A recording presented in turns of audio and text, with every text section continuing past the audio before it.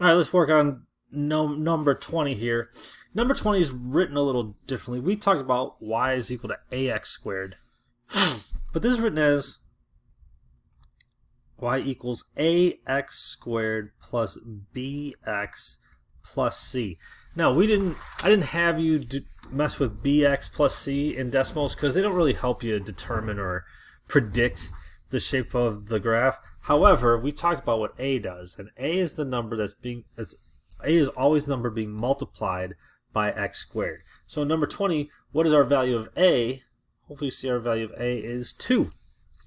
And since a is 2, is our probably going to go and open up, or is it going to go and open down? Hopefully you see that it's opening up, so it's going to look something like that, right? Now, because it opens up, this bottom point, the vertex, is that a minimum or is that a maximum? That's what this is asking for in part A. Because it's a bottom point, that is a minimum. Alright, so we can do that part without even looking at the graph. But now we need to see the graph, and so this is where Desmos is going to help us. So go to desmos.com.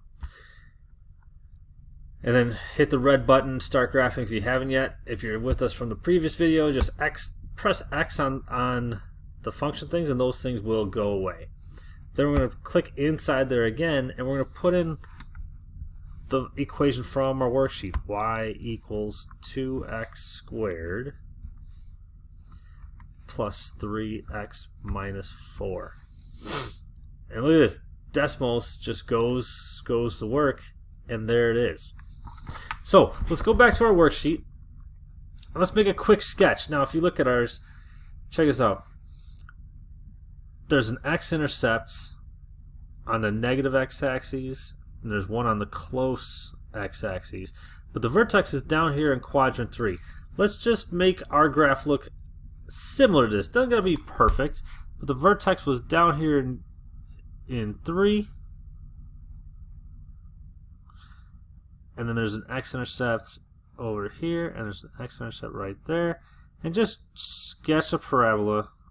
Oh my, whoa.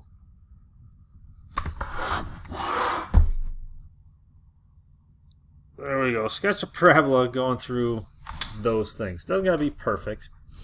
But once you get that sketch, you can see how many x-intercepts does this have. Well, this has 2 x-intercepts. So how many zeros does this have? This has 2 solutions. So what are those? All right, so here's what's nice about Desmos. Desmos, all you gotta do is if your parabola looks like this, just click on the parabola. And I don't know if you can see, but these little dots come up at critical points. Check this out. If you hover on them, it tells you what the coordinate is. So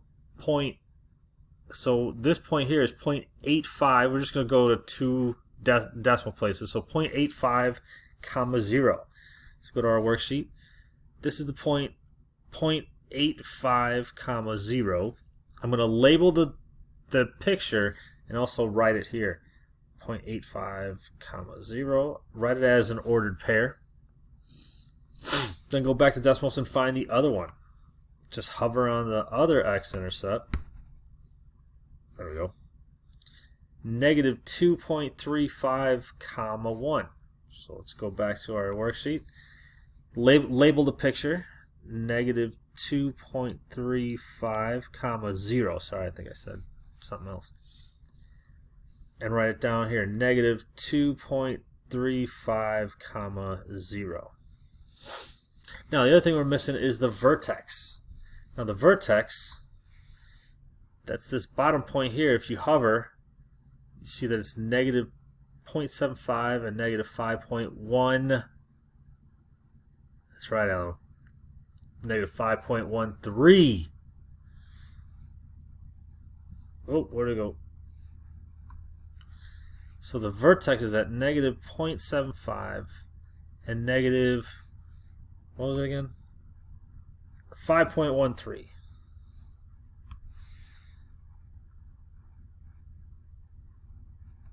Put parentheses around that and write that as our vertex. Negative 0.75, comma Negative 5.13.